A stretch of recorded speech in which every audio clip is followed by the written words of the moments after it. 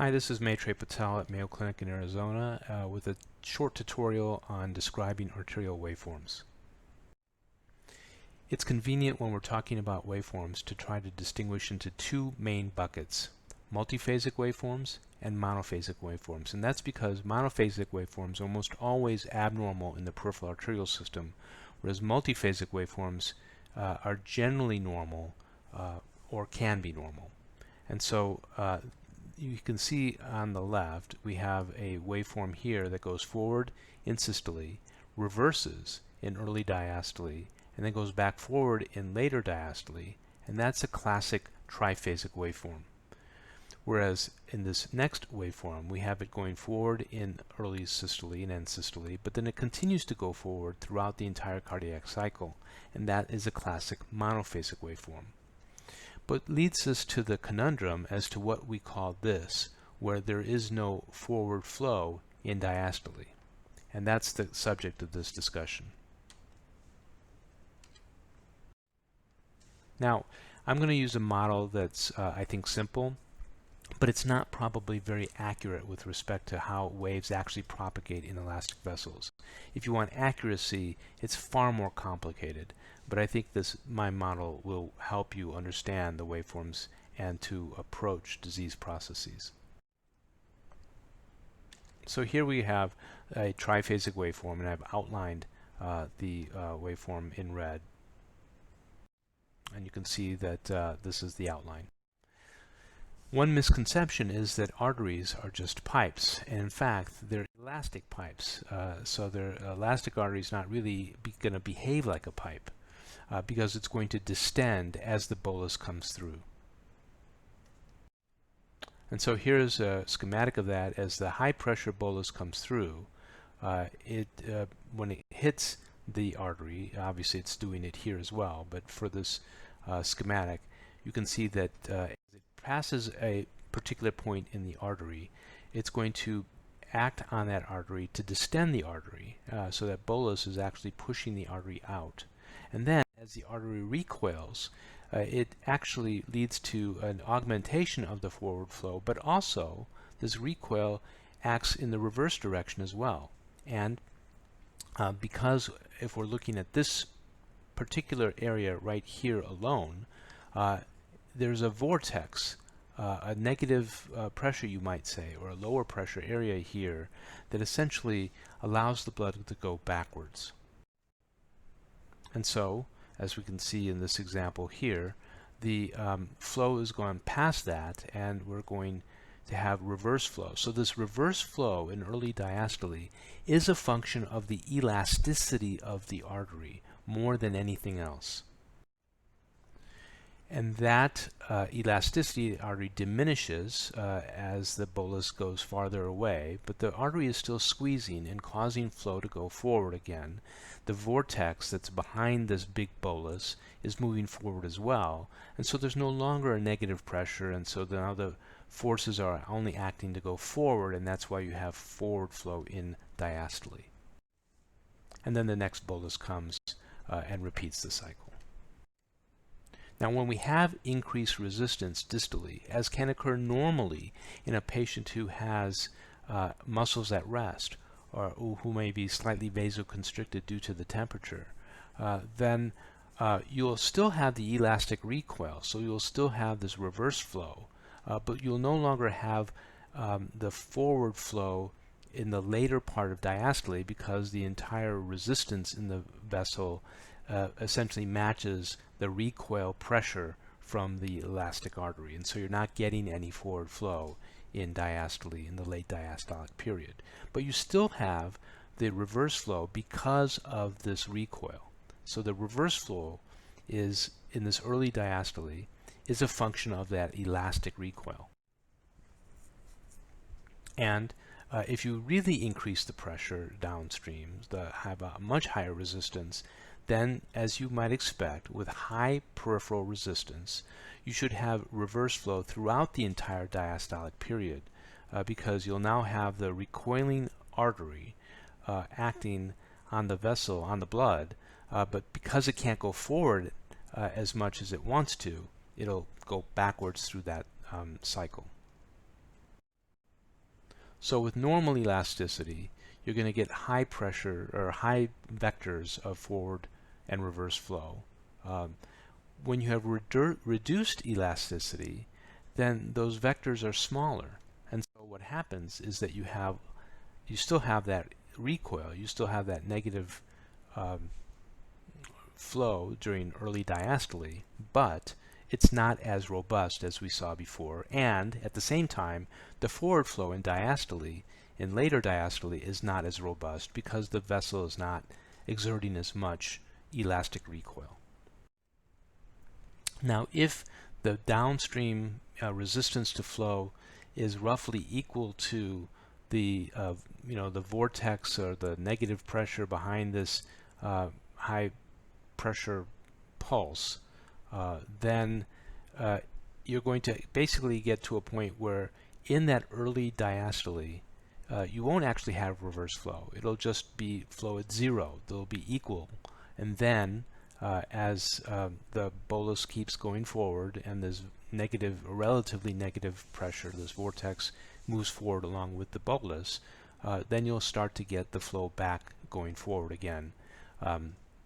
In the situation where this pressure down here is equal to this pressure over here. Now, if the pressure here is lower than the pressure here, then you're going to get that recoil still, but you may not get a forward flow, and that is the instance where you have some elasticity of the artery, but you have a relatively higher downstream resistance.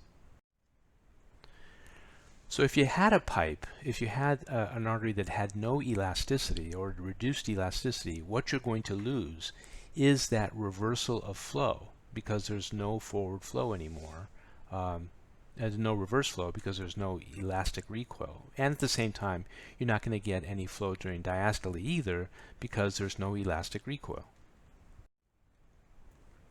What happens when you have a high resistance downstream, especially in a short segment of vessel that remains prior to a complete occlusion, for example, is that you're going to get that sharp upstroke, but then it's going to quickly fall off. And so this is called a staccato waveform. And what's it characterized by is a very spiky waveform. So the higher the resistance or even the occlusion downstream doesn't necessarily lead to reversal of flow. It leads to a staccato waveform. Now, it can lead to a reversal of flow and cause a to and fro waveform when we have sort of a pseudoaneurysm. And so when we have space for this high pulse pressure, this bolus, to come in and then to swing around and go backwards, as we see here when it hits this wall and comes backwards, and you get the reversed flow during the entire diastolic period. But notice it's not that elastic recoil flow. What you're really getting is just a constant reversal of flow.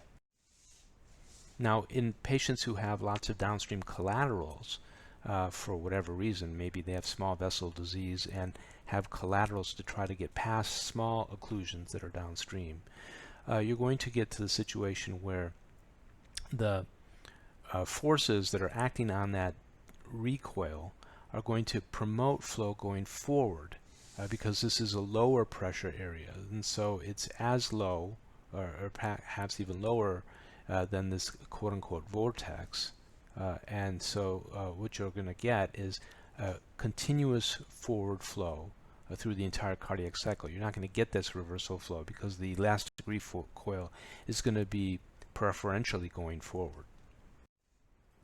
Now, if you have a tight stenosis coming in, then the bolus is small. It's no longer a capital H, capital P bolus. It's a small bolus. It's trickling through, so it has less effect on distending the vessel. It has a delayed upstroke, and as a result, has not much of a vortex, and so there's not going to be a recoil of flow backwards. You're not going to get that, clear space behind it, that clear pressure behind it that is low pressure because it's trickling in. But you are still going to get forward flow because you have some elastic recoil to this vessel. And when you combine these two, you get what's the classic Parvis waveform.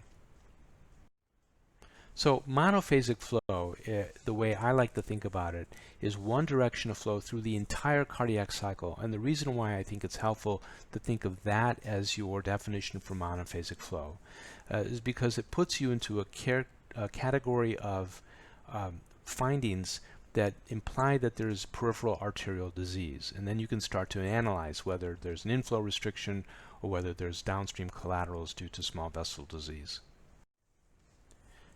And as we talked about, triphasic flow is that three alternating directions during the cardiac cycle. It can be diminished due to a loss of elasticity, but still present. Staccato waveform, as we talked about, is where there's a very high downstream pressure. And so it's not that it's characterized by reverse flow. It's basically a very spiky flow. And a to and fro flow, which is reverse flow, is more characteristic of a pseudoaneurysm. We talked about biphasic flow and how we get to biphasic flow in that the downstream vasoconstriction or relative resistance to flow essentially is impeding the forward flow during diastole. And so you still get the recoil because of the elastic property of the vessel, but you don't get any forward flow during the later part of diastole. If you have really high impedance or peripheral resistance, then you're going to get reverse flow through the entire diastolic cycle with some elasticity, and this is characteristic of a compartment syndrome. Depending on the relative loss of elasticity and the relative downstream resistance to flow, you can get, with reduced elasticity of the vessel, triphasic waveforms, biphasic waveforms, or this waveform, which we're going to talk about again at the next slide. So what are we going to call the situation where we have flow in one direction, but it's only through part of the cardiac cycle? It's not through the entire cardiac cycle. And my advice is not to call this monophasic flow, because it doesn't hang with the other causes of monophasic flow that we've talked about. It's not necessarily due to peripheral arterial disease. It's really not in the way that we're thinking about it. It's really due to a loss of elasticity and its relative comparison to the downstream resistance. And so some people, including myself, would prefer to call this biphasic variant or biphasic flow. And so if you're going to be technical about it, I guess biphasic variant would be the more accurate way to talk about this waveform and this waveform. I don't like to call it monophasic or even partial monophasic.